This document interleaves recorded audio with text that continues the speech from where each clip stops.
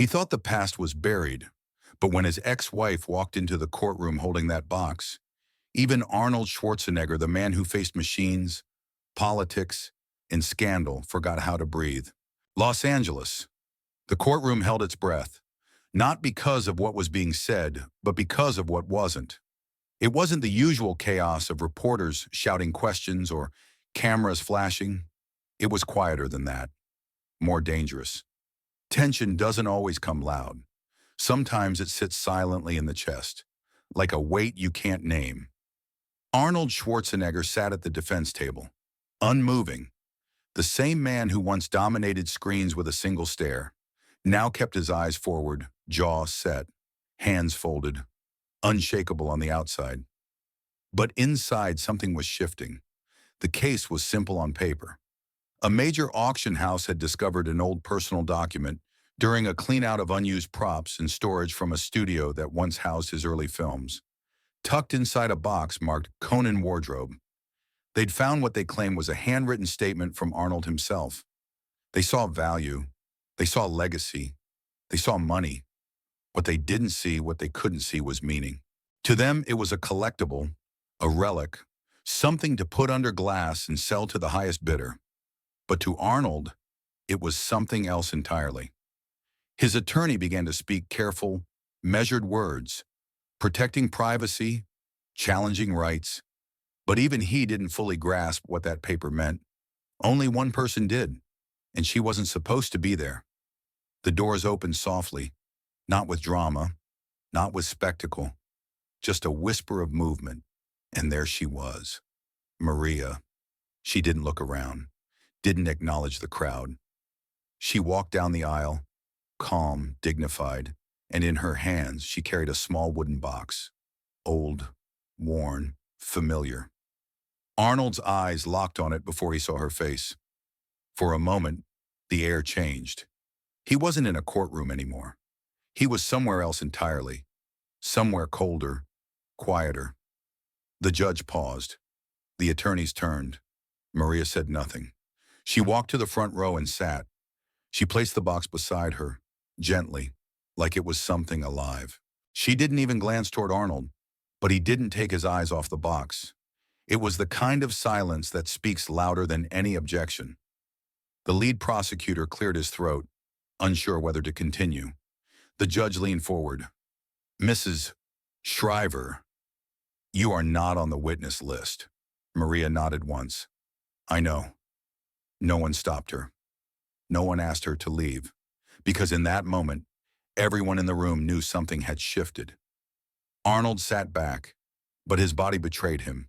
The tension in his shoulders, the flicker in his brow, the slight hesitation in his breath. The man who once faced machines, armies, and elections without blinking now looked like he was trying not to fall apart. Because the box didn't contain evidence. It contained everything he had tried not to remember. Inside that box was a promise, a vow made long before the spotlight, before the applause, before the mask. He hadn't seen it in years, but he knew it was there. And now, so did everyone else. This wasn't about a legal document anymore. This was about a man confronting the one thing even he couldn't outlift, his own truth. And as Maria sat still, her hands folded neatly in her lap, the box resting beside her like a quiet guardian, the room seemed to stop breathing, because some things aren't meant to be opened until the moment they are. And when that moment comes, it doesn't knock. It walks in through the back of the courtroom, carrying a wooden box, and waits. Before we dive in, let us know where you're watching from today. And if you like this story, don't forget to subscribe.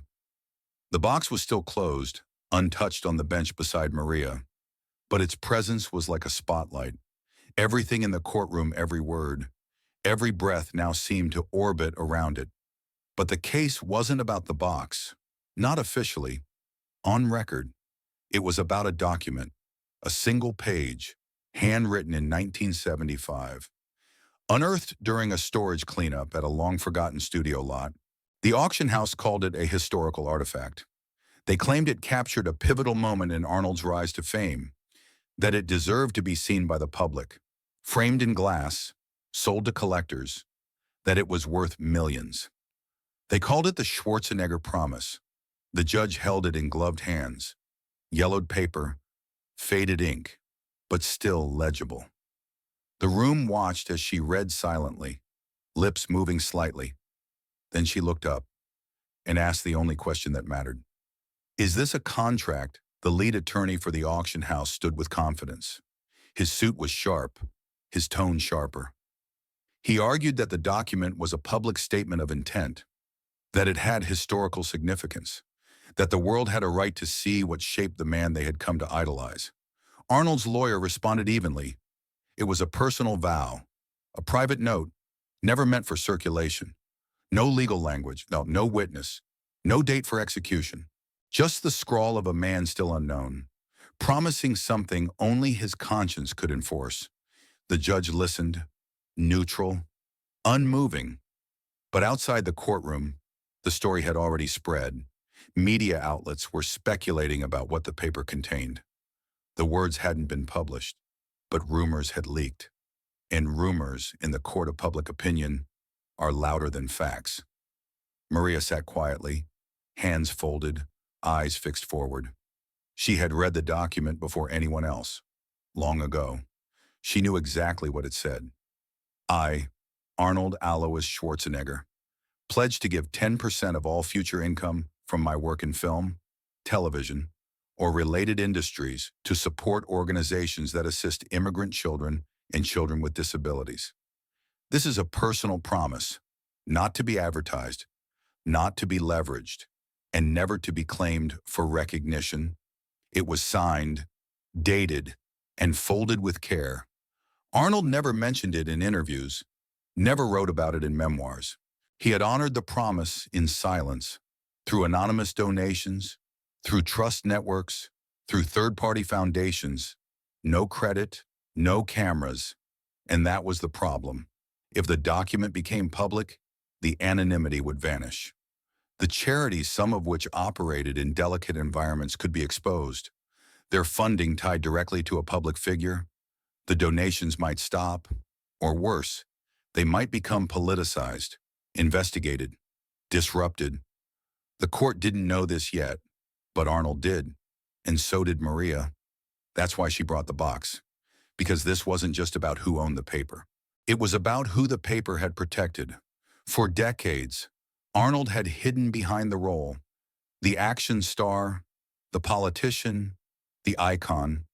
But this paper, this promise, was something else. It was the only thing he ever wrote that wasn't meant to be seen. Now it was evidence. The room fell into a tense pause as the judge reviewed legal precedents. A contract without an enforceable clause is still just a piece of paper. But value, as the auction house argued, isn't always about enforceability. It's about significance. Arnold stared ahead, jaw clenched. He had faced critics, scandals, political storms. But this was different. This wasn't a fight for reputation. It was a fight for intention, for integrity. And that's harder to defend, because it requires people to believe in something they can't measure. The attorney leaned in again. Our client merely wishes to honor history, to share the humanity of a legend. Maria finally spoke. Then let him share it in his own time. It wasn't loud, but it stopped the room. Because sometimes the truth isn't in the document. It's in who decides to keep it hidden, not to deceive, but to protect. Before the red carpets and roaring crowds, before the muscle-bound posters and silver screens, there was Thal, a tiny village tucked into the hills of post-war Austria. It was the kind of place where time moved slowly, where winters bit hard, and where silence lived in the corners of every home. Arnold was just a boy then, not a man, not a myth, just a child growing up in a house that didn't always feel like home. The walls were stone, the roof leaked. There was no electricity most days. At night, the cold seeped through the floor and into your bones, reminding you that comfort was a foreign luxury. His father, Gustav, was a former military man hardened by war and disappointment. He believed in rules, in obedience, in silence. And when Arnold asked too many questions or spoke out of turn, The answers came not in words, but in fists. There was no cruelty in it, just a kind of inherited discipline passed down like an old coat, heavy and outdated, but worn anyway. Arnold's world was small, until one day, it wasn't. It began with a film, a reel smuggled into a neighbor's barn, projected onto a white bedsheet, American, loud, colorful, a hero with impossible muscles, saving the world with one arm and a smile. Arnold didn't understand the dialogue. He didn't have to. What he saw, what he felt was freedom, confidence, power not born from rage, but from vision. He came home late that night. His father was waiting. The slap came fast. The yelling was louder than usual. America was the enemy. Films were lies. Strength wasn't found in fantasy. Arnold didn't argue. He couldn't, but something inside him refused to shrink. Later, as he sat nursing the sting in his cheek, his mother entered the room. She sat beside him on the edge of the bed, her voice barely a whisper. "You can grow up to be like him," she said, "or you can grow up to be something else. But you have to decide what kind of man you'll be. And then never forget." That night, Arnold couldn't sleep. His mind was on fire. He wasn't angry. He was awake, fully, deeply. For the first time, he saw his own future, blurry but bold. And it didn't end in that village. He tiptoed into the kitchen. The bread was wrapped in brown paper, folded neatly by his mother earlier that morning. He tore off a piece, clean, flat, then found a stub of pencil by the stove and sat on the floor, back against the cold wall. He wrote slowly, deliberately, in crooked German. "If I ever make it, I will help others who grew up hungry like me. I will help the forgotten. I will never become the kind of man who turns away." He stared at the words for a long time, then folded the paper 3 times and hid it beneath a loose floorboard under his bed. That scrap of bread paper became his secret fuel. Not a wish, a promise, a contract not with the world but with himself. And as the years passed, it followed him. From Thal to Graz, from Graz to Munich, from Munich to America. It sat in his suitcase while he trained. It waited in his drawer while he learned English phonetically from newspapers. And when he landed his first film role, he unfolded it again. The words had faded, but their weight had not. So he rewrote them, typed them, refined them, not for publication, not for legacy, just to make them permanent. That typed version, dated 1975, was the one now being argued over in court. But it wasn't born in a studio. It was born on a kitchen floor in a house without heat, held in the hands of a boy who didn't want to become strong to be feared, but strong enough to protect. And the paper itself, its base, still bore the creases and texture of the original wrapping. Under close inspection, the brown backing wasn't standard stationery. It was a thin layer of recycled grocery wrap, the kind used for bread. Maria had discovered this once, long ago, when she had carefully lifted the typed sheet and noticed the texture underneath. She asked about it, gently. Arnold told her the story. She didn't ask for more. She didn't have to.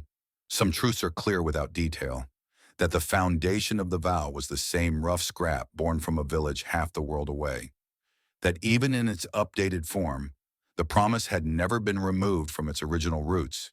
It had simply been reinforced. That's why the courtroom didn't matter to Arnold the way it did to everyone else. Because no auction, no lawyer, no ruling could ever rewrite where that vow had started. It wasn't a statement for sale. It was a lifeline, a tether between who he was and who he had sworn never to become. And while the world debated its value, he remembered exactly what it cost to write it. Not dollar, not fame, but hunger, silence, a child's bruised cheek, and a pencil stub next to a stove. The 1980s came fast. Arnold had gone from gym floors to film sets, from protein shakes to red carpets. Conan the Barbarian had just hit theaters. And with it, the quiet man from Thal became a roaring name across the world. The phone rang more. Doors opened quicker. Strangers smiled longer. But fame, for all its flash and noise, never really changed his apartment. It was still small, still modest, still filled with weights, books, and the sound of early mornings. He liked it that way, because success, real success, wasn't in the size of the house. It was in remembering the path that led there.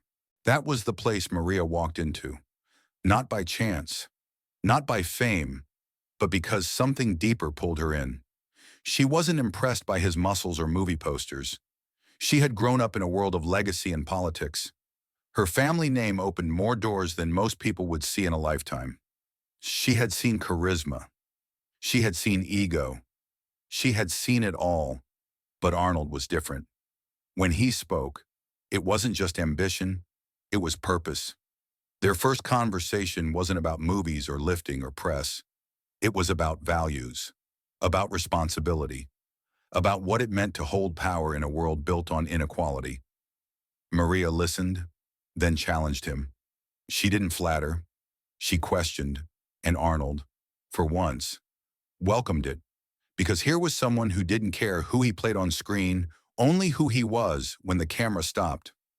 One night, after a late dinner and a long walk through Venice, they returned to his apartment. The air was still, the city quiet. She noticed a small box on the top shelf of the closet. Not flashy, just wood. Simple, with corners worn from being handled too often. She pointed at it. "What's in there?" she asked. Arnold paused. Most people didn't notice it. Fewer asked, but something about her made him reach for it without hesitation.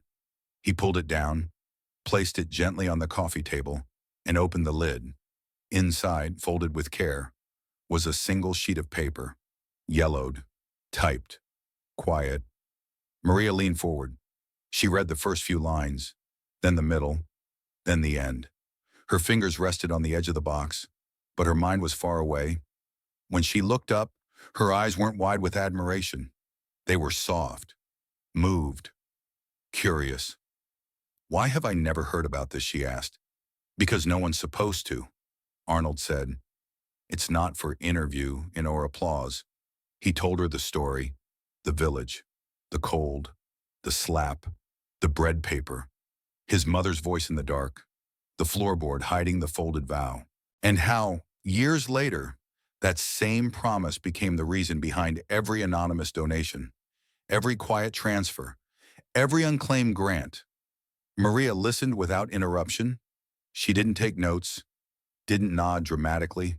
She just let the silence wrap around them like a blanket. When he finished, she reached across the table and gently closed the box. "You made a promise," she said, "and you're keeping it. That matters." Arnold didn't know what to say. No one had ever spoken to him like that. Not as a fan, not as a critic, just real. Then she added something that stayed with him forever. "If there ever comes a time when you forget why you started, let me hold on to this for you." He looked at her, and for the first time in a long time, felt safe. That was the night the box changed. It was no longer just a container of memory. It became a witness to the moment when someone saw past the armor and reached the vow inside. From that point on, the box followed them. When they moved in together, when the movies got bigger, when politics came calling, Maria kept it safe. She never displayed it, never brought it up, but she always knew where it was. And one evening, while Arnold was away on a shoot in another country, Maria opened it again, not to read the words, she already knew them by heart, but to add something. She turned the typed page over, found a blank space in the corner, and wrote one line in pencil. "If you forget, I will remember for you." She folded it back the way it had been, closed the lid, and returned the box to its place. She never told Arnold, not then, not ever, because some promises aren't reinforced with speeches.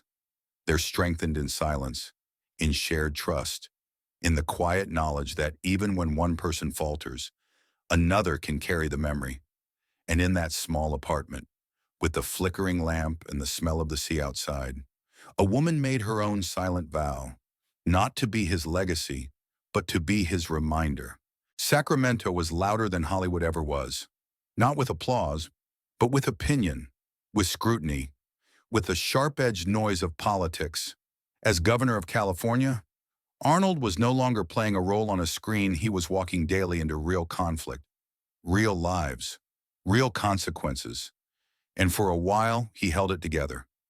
The discipline from years of training, the resilience built in silence, they served him well until the silence returned in a different form, and it brought something heavier than any weight he had ever lifted. The headlines came like thunder. One, then a dozen, then an avalanche. A private matter made public. A child, a housekeeper, a secret that had waited too long in the shadows. He tried to stay composed. He gave statements, apologies, stood before cameras with the same steadiness he used on campaign stages. But inside, things were crumbling. The home was no longer a sanctuary. The kitchen where they once whispered about promises now echoed with absence. The bedroom was colder. The children were quiet. And Maria no longer asked questions. She just watched, not with anger, but with distance. One night, after the media had moved on to the next scandal, but the wound in the family still bled quietly behind closed doors, Maria walked into his office at home. Her steps were soft, but they carried weight.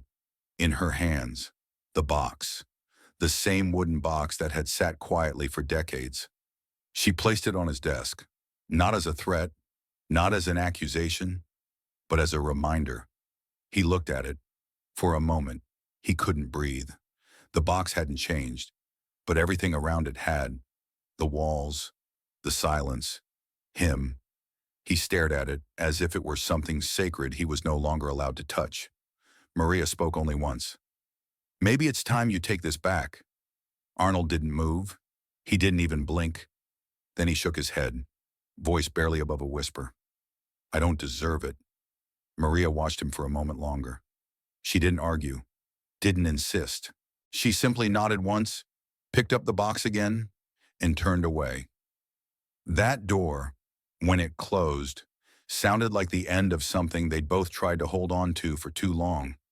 She didn't bring the box up again, and he never asked about it, but she didn't destroy it. She didn't open it. She simply found a place for it back in her closet, wrapped in an old scarf, tucked behind a family photo album no one touched anymore. And one evening, after the children had gone to sleep and the house was heavy with the kind of quiet only heartbreak knows, Maria opened the box one more time. The paper inside was still folded, the words still intact, the promise still living, even if the man who wrote it felt 1,000 miles from who he once was. She pulled out a fresh sheet of paper. No fanfare, no grand paragraphs, just a short letter. Her handwriting was careful, steady, as if she were trying not to shake.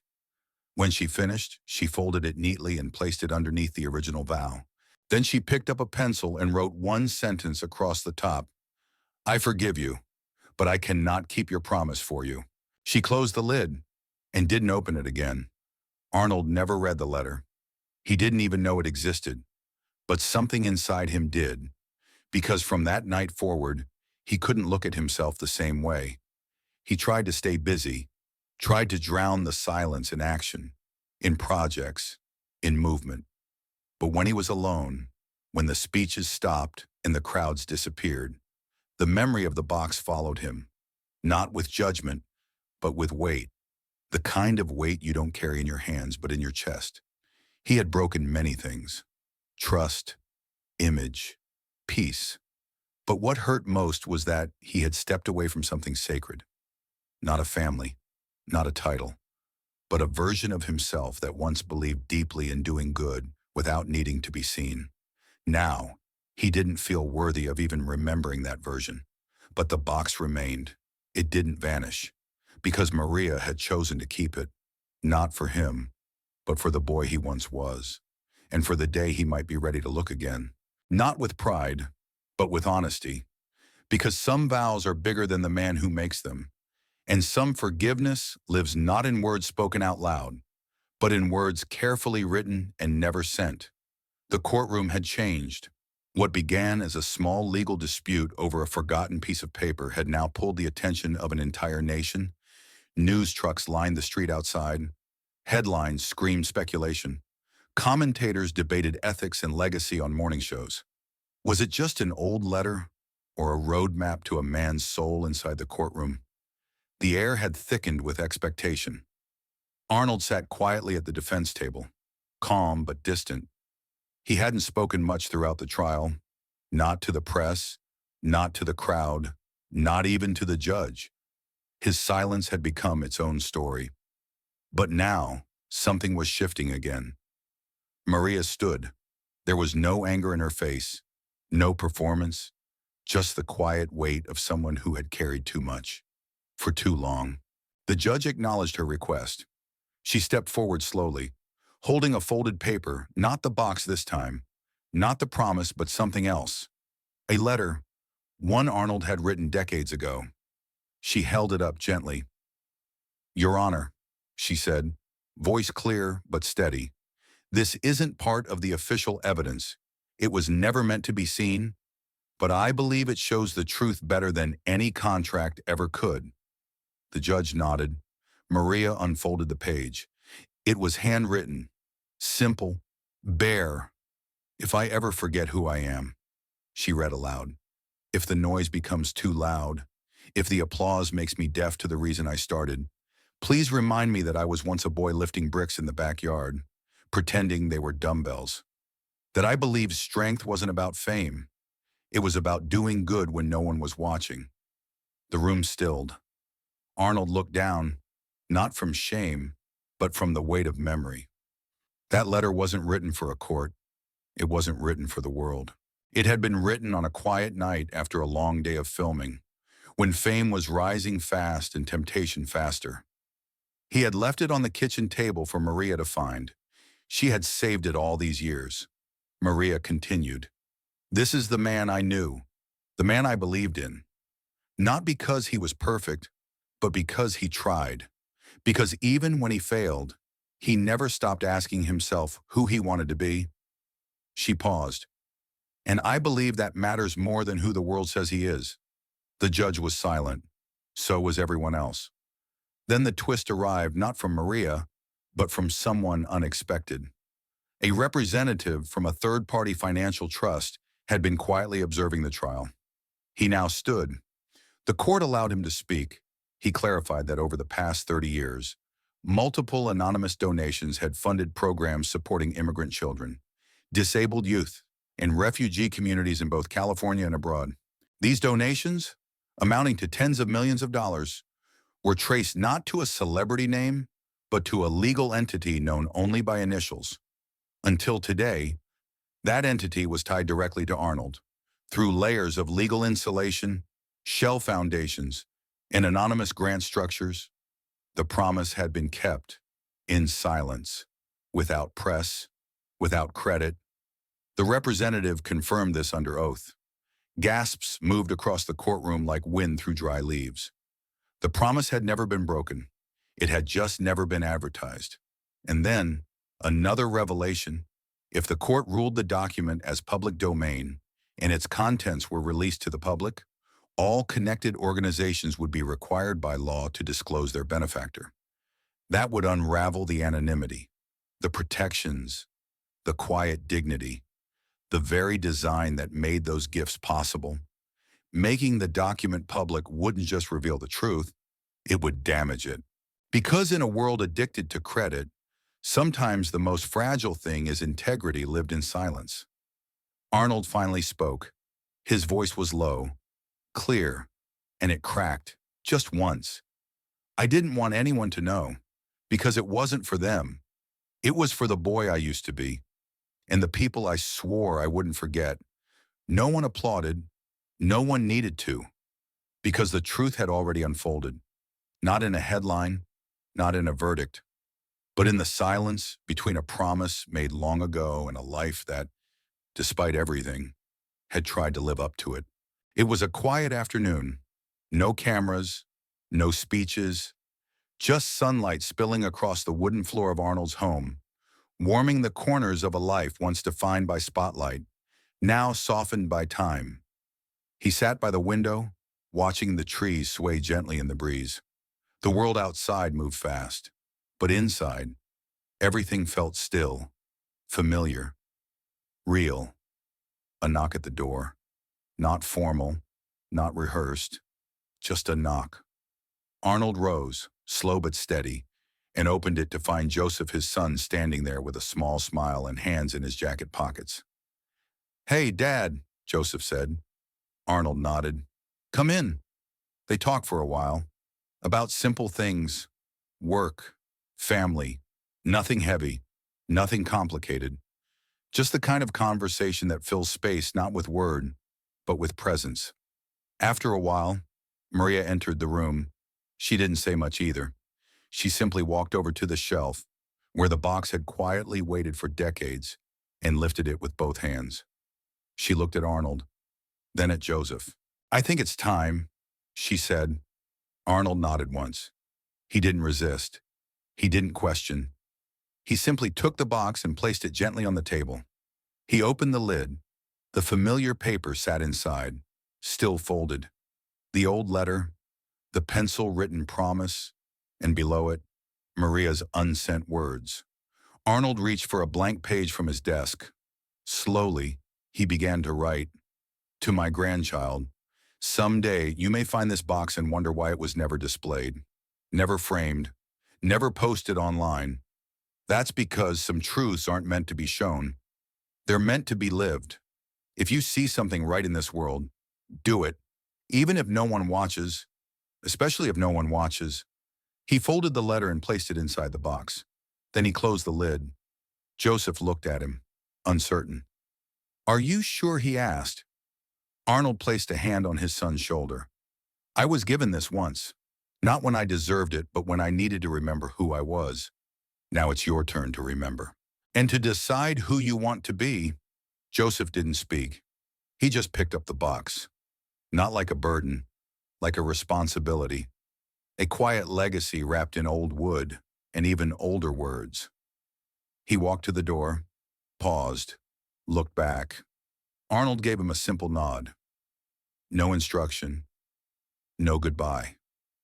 Just a moment of understanding between father and son. And then Joseph left. The box held carefully in his arms. Arnold remained in the room, alone now, but not empty. He stepped back to the window as the light began to dim. His reflection caught faintly in the glass. Not the man from the posters, not the governor, not the legend. Just a man who once made a promise and kept it in silence. If you enjoyed this story, let us know in the comments, and don't forget to like, share, and subscribe for more inspiring stories.